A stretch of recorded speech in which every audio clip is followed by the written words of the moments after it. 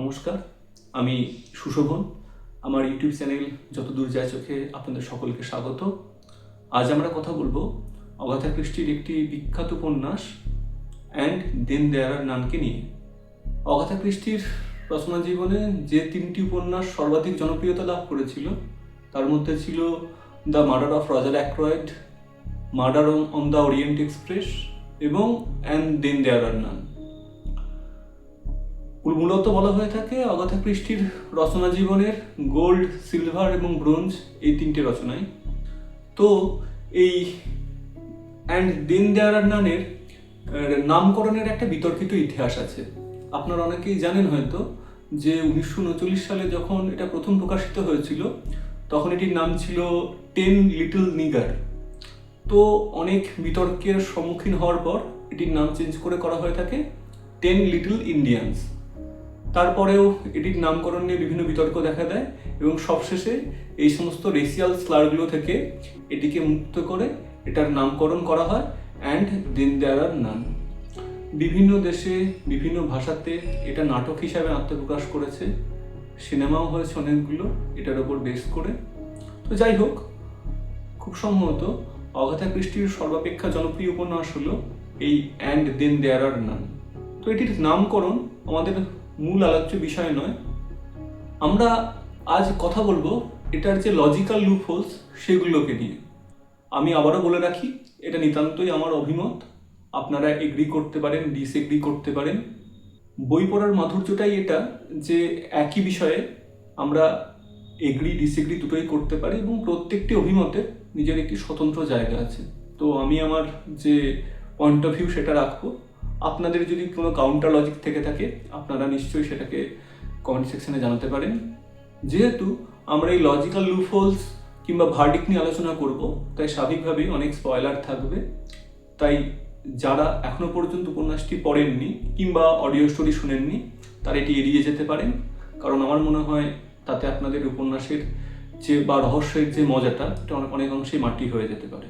তো এবার আমরা আসি এর যে লজিক্যাল লুপহোলসগুলো সেগুলোতে এক এক করে। প্রথমত, এই যে 10 জন মানুষকে একত্রে একটি অচেনা দ্বীপে নিয়ে আসা একসঙ্গে, এটার জন্য আরো কনভিনসিং একটা প্রলোভন বা আরো কনভিনসিং একটা প্লট পয়েন্টের প্রয়োজন ছিল। কারণ এই যে 9 জন বলছি আমি জানি, কারণ এদের মধ্যে আপনারা সবাই জানেন যে একজন ছিলেন খুনি, তো তিনি তো আসবেনই। বাট এই যে বাকি 9 জন তারা সম্পূর্ণ অপরিচিত একজন চিঠি প্রেরকের আহ্বানে সাড়া দিয়ে এই দ্বীপে এসে পৌঁছাচ্ছে।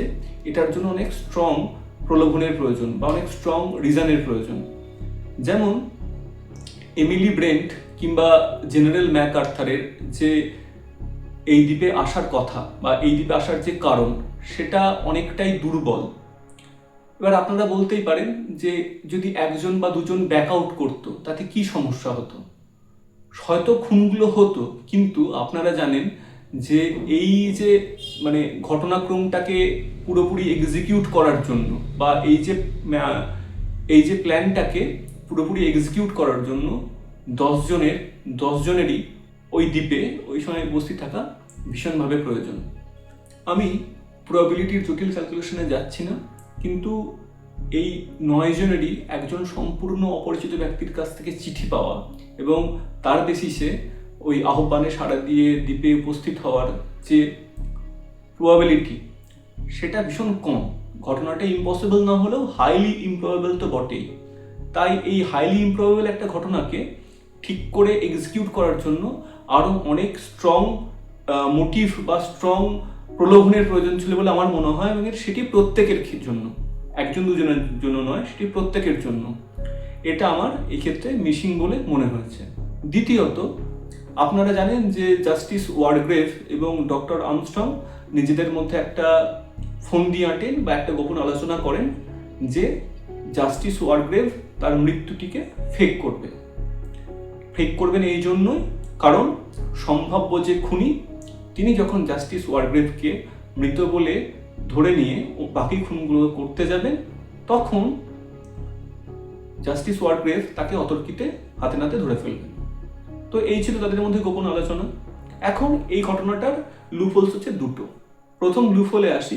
ডক্টর আর্মস্ট্রং তো এটা বিশ্বাস করতে যে জাস্টিস ওয়ারগ্রেভ খুনি নন এবং তিনি নিজে জানেন তিনি খুনগুলো করছেন না। তাহলে তার তো মাথায় এই চিন্তাটা আসা দরকার ছিল যে তৃতীয় যে ব্যক্তি মানে যিনি খুনি তিনি তো বুঝতে পারবেন যে জাস্টিস ওয়ারগ্রেভ অ্যাকচুয়ালি মৃত নন, কারণ খুনটা সেই খুনি করেনি। তাই তার এই পালস থেকে ঘোষণা করে দেওয়া যে জাস্টিস ওয়ারগ্রেভ মৃত, সেটি খুনিটি কেন স্বীকার করে নেবেন? তিনি তো কোনো এক সময় জাস্টিস ওয়ারগ্রেভের মৃতদেহ চেক করে নিশ্চিত হতে চাইবেন যে জাস্টিস ওয়ারগ্রেভ মারা গেছেন, কারণ তিনি তো শিওর যে তিনি খুনটা করেননি। এইবার জাস্টিস ওয়ারগ্রেভের মৃত্যু কিভাবে হয়েছিল? না কপালে গুলি করে বা হেডশটে। এখন এই কপালে গুলি করে বা হেডশটে মৃত্যু হলে স্কাল র্যাপচার হয়ে থাকে, রক্তরক্তি হয়ে থাকে, অনেক কাণ্ড।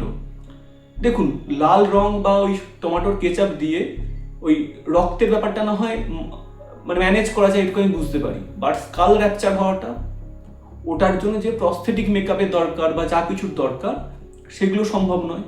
জাস্টিস ওয়ারগ্রেভের মাথায় যতই উইক পরানো হয়ে থাকুক না কেন, সেটি কখনো ওই স্কাল র্যাপচারকে ঢেকে দিতে পারে না।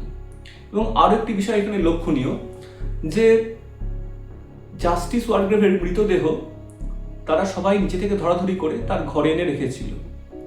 সেই সময়টাতেই তো পরিষ্কার বুঝতে পারার কথা যে জাস্টিস ওয়ারগ্রেভের মৃত্যু মাথায় গুলি লেগে হয়নি। বিশেষত সেই টিমের যেখানে একজন নাবিক, একজন পুলিশ ইন্সপেক্টর এবং একজন প্রাক্তন সেনা আধিকারিক রয়ে গেছেন, যে টিমে উপস্থিত রয়েছেন, তো তাদের কাছে এটা খুব স্পষ্ট হওয়ার কথা। তাই জাস্টিস ওয়ারগ্রেভের মৃত্যুর যে ওই ফেকিং ব্যাপারটা, এটা আমার কাছে খুব একটা কনভিনসিং বলে মনে হয়নি। এটা ছিল প্রথমত এই লুফোল। দ্বিতীয়ত, ডক্টর আর্মস্ট্রং তো জানতেন যে জাস্টিস ওয়ারগ্রেভ মৃত নন, তাহলে তার মতো বিবেচক একজন মানুষ কিভাবে জাস্টিস ওয়ারগ্রেভের ডাকে ওই খাদের ধারে চলে গেলেন, ওই পাহাড় চূড়ায় চলে গেলেন, যেখান থেকে তাকে ধাক্কা মেরে সহজেই সমুদ্রে ফেলে দেওয়া যায়? এটা ছিল এই ঘটনার বা এই লজিকের দ্বিতীয় লুপহোল। বা তৃতীয়, উপন্যাসটি যারা পড়েছেন তারা সবাই জানেন যে জাস্টিস ওয়ারগ্রেভ ছিলেন ক্যান্সারের পেশেন্ট। উপন্যাসে লেখা আছে যে তার শয্যাশায়ী হতে সময় ছিল আর মাত্র 3 মাস এবং তার মৃত্যু ওই শয্যাশায়ী হওয়ার পর থেকে আরও 3 মাস পরে হওয়া সম্ভব বলে ডাক্তাররা অনুমান করেছিলেন। এখন ক্যান্সারের মতো একটি দুরারোগ্য রোগের পেশেন্ট তার কতটা শারীরিক শক্তি থাকতে পারে সেটা আপনাদের কাছে সকলেরই পরিচিত। এইবার কেন বললাম? কারণ এই উপন্যাসে, এই রহস্য উপন্যাসে জাস্টিস ওয়ারগ্রেভ এমন বেশ কিছু খুন করেছেন যেগুলোর জন্য যথেষ্ট শারীরিক শক্তির প্রয়োজন। যেমন জেনারেল ম্যাকআর্থারকে খুন করা হয়েছিল মাথার পিছন দিক থেকে আঘাত করে তার খুলিকে ভেঙে দিয়ে, বা থমাস রজার্সের মাথা কুঠার দিয়ে দুভাগ করে দেওয়া হয়েছিল। তো এগুলোর জন্য যতটা শারীরিক শক্তির প্রয়োজন জাস্টিস ওয়ারগ্রেভের পক্ষে, মানে জাস্টিস ওয়ারগ্রেভের মতো একজন মৃত্যু পথযাত্রী মানুষের পক্ষে কি থাকা সম্ভব ছিল? আমি যদি ধরেও নিই যে এই আক্রমণগুলো তিনি অতর্কিতে করেছিলেন, কিন্তু বাকি যে খুনগুলো, যেমন পানপাত্রে সায়ানাইড মিশিয়ে দেওয়া, কিংবা সবার অলক্ষ্যে আপাত মৃত অবস্থা থেকে নিজের ঘর থেকে নেমে এসে সায়ানাইডের ইঞ্জেকশন দিয়ে আবার নিজের ঘরে চলে যাওয়া, এই পুরো যে ঘটনার জন্য যে ক্ষিপ্রতার প্রয়োজন সেটি কখনো একজন মৃত্যুপথযাত্রী পেশেন্টের পক্ষে দেখানো সম্ভব নয়। বিশেষত সেখানে যেখানে একের পর এক মৃত্যুতে সবাই সতর্ক হয়ে গেছে এবং পারস্পরিক সন্দেহে সবাই বেশিরভাগ সময় একই সঙ্গে বা গ্রুপে গ্রুপে জটলা করে থাকছে। মেনে নেওয়া যেতে পারে এই অবকাশ তিনি খুনের একবার বা দুবার পেতে পারেন, আর প্রত্যেকটা ক্ষেত্রে খুনের এই অবকাশ পাওয়া একদমই সম্ভব নয়। চতুর্থত, ভেরা ক্লেথর্নের মতো একজন খুনিকে, হ্যাঁ আমি খুনিই বলছি, কারণ সে একজনকে ভালোবেসে একটি বাচ্চাকে ঠেলে দিয়েছিল মৃত্যুর দিকে। তো এই রকম একজন খুনিকে মানসিক দ্বিধাদ্বন্দ্বের মধ্যে দিয়ে আত্মহত্যার দিকে প্ররোচিত করাটা আমার খুব ওয়েফারথিন লজিক বলে মনে হয়েছে। কারণ বাকি সবার মৃত্যু হয়ে যাওয়ার পর ভেরা তো পরিষ্কারভাবেই জানতো যে সেই দ্বীপে সে এখন একাই বেঁচে আছে, কারণ জাস্টিস ওয়ারগ্রেভ যে বেঁচে আছেন সেটি তার পক্ষে জানা সম্ভব নয়। যিনি জানতেন ডক্টর আর্মস্ট্রং, তাকে তো আগেই খুন করা হয়েছে। তাহলে হঠাৎ করে ভেরা কেন নিজের ঘরের দিকে এগিয়ে যাবে? ভেড়া তো নিজেকে বাঁচানোর চেষ্টা করছে। যখন পুরো প্রচেষ্টাটাই বাঁচার জন্য, তখন সে হঠাৎ করে নিজের ঘরের দিকে এগিয়ে যাবে কেন? যে কোনো ছবি বা যে কোনো ঘটনা, যে কোনো স্মৃতির বশবর্তী হয়ে তার ঘরের দিকে এগিয়ে যাওয়াটা মেনে নেওয়া যায় না। সে পারতো বাড়ির মধ্যে অন্য কোনো জায়গায় আশ্রয় নিতে, কিংবা সে বাড়ির মধ্যে না গিয়ে বাইরে থাকতে পারতো, কারণ আবহাওয়া তখন আস্তে আস্তে স্বাভাবিকের দিকে আসছে। তাই এই ভেড়াকে আত্মহত্যার দিকে প্ররোচনা করার জন্য যে লজিক, সেটাও আমার ভীষণ দুর্বল বলে মনে হয়। পঞ্চমত, এই রহস্যের উদ্ঘাটন খুব সহজে করা যায়। এর জন্য পুরো ঘটনাটাকে একটা কাগজে লিখে সেটিকে বোতলের মধ্যে ঢুকিয়ে সমুদ্র জলে ফেলে দেওয়ার মতো অতি নাটকীয় ব্যাপার স্যাপার করার কোনো প্রয়োজন নেই। লজিক্যালি বলি, তখনকার দিনে ইংল্যান্ডের ফরেন্সিক টিম যথেষ্ট উন্নত। তো তারা যদি এই যে খুনগুলো, বডিগুলোর অটোপসি করে, সেখান থেকেই তো পরিষ্কার হয়ে যাবে যে মৃত্যুর সম্ভাব্য সময়টাতে। সেখান থেকে তারা পরিষ্কারভাবে জানতে পারবে যে জাস্টিস ওয়ার্গের মৃত্যু হয়েছে সবার শেষে। এখন সিরিজ অফ মার্ডার্সের ক্ষেত্রে আমরা এটা সবাই মোটামুটিভাবে জানি, শেষ যে ব্যক্তিটি খুন করেন বা আত্মহত্যা করেন তিনি বেশিরভাগ ক্ষেত্রে খুনি হয়ে থাকেন। এই জাস্টিস ওয়ার্গের মৃত্যুর সময়টা যদি আন্দাজ করা যায়, তাহলেই পরিষ্কার বোঝা যায় যে খুনটা তিনিই করেছেন। এছাড়া আরও একটি লজিক আছে, এবং সেটি ইন্সপেক্টর বলেওছেন শেষের দিকে, যে সেটানের যে কিলিংটা ছিল, সেটান তো ছিল অ্যাকচুয়ালি দোষী, তো তাকে মৃত্যুদণ্ড দেওয়াটা কোনো রকমভাবেই জাস্টিস ওয়ার্গের একটা কোনো এক্সট্রা জুডিশিয়াল কিলিংয়ের মধ্যে পড়ে না। তাই ওই 10 জন যারা উপস্থিত ছিলেন ওই সময় দ্বীপে, তাদের মধ্যে একজন এমন আছেন যিনি কোনো রকম ক্রাইম প্রকৃত অর্থে ঘটাননি, মানে প্রকৃত অর্থে তিনি ক্রাইমটা কমিট করেননি। তাহলে এই যে পোয়েটিক জাস্টিস, এই ব্যাপারটা তার ক্ষেত্রে প্রযোজ্য নয়। এইরকম বেশ কিছু ঘটনার পরিপ্রেক্ষিতে দেখা যায় যে এই যে একটি ইম্পসিবল ক্রাইম, উনি যদি লিখে না যেতেন তাহলে সত্যের উদ্ঘাটন করা কারোর পক্ষে সম্ভব ছিল না, এটা ভীষণ ইললজিক্যাল, এটা ভীষণই ইললজিক্যাল বলে আমার মনে হয়ে থাকে। আরও অনেকগুলো টুলস আছে যেগুলোর মধ্যে দিয়ে আমরা অ্যাপ্রোচ করতে পারি, কিন্তু খুব সহজে একজন সাধারণ পাঠকের মাথাতেও এই বেসিক টুলগুলো থাকতে পারে। এবার এই উপন্যাসটি এতটা জনপ্রিয় কেন? কারণ 1939-এ দাঁড়িয়ে এই উপন্যাসটি একটি যুগান্তকারী প্রচেষ্টা।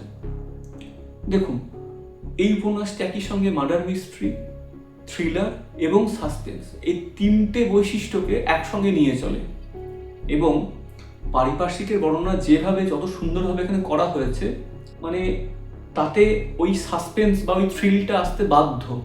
তো স্বাভাবিকভাবেই এই উপন্যাসটি তার জনপ্রিয়তা যতটা পুরোপুরি ডিজার্ভ করে। কিন্তু আমরা যদি লজিক্যাল পয়েন্ট অফ ভিউ থেকে দেখি, তো আমার ব্যক্তিগত অভিমত এটাই যে উপন্যাসটি এই জায়গাগুলোতে লজিক্যালি কিছুটা খামতি আছে। এবার আমি প্রথমেই যেমন বলেছি, নিতান্তই এটা আমার মত, আপনারা এটার সঙ্গে এগ্রিও করতে পারেন, ডিসএগ্রিও করতে পারেন, আপনাদের কোনো কাউন্টার লজিক থাকতে পারে।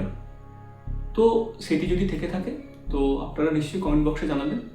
আর যদি এই ভিডিওটিকে ভালো লেগে থাকে তাহলে আমাদের ইউটিউব চ্যানেলটিকে সাবস্ক্রাইব করবেন। নমস্কার, দেখা হচ্ছে পরের ভিডিওতে।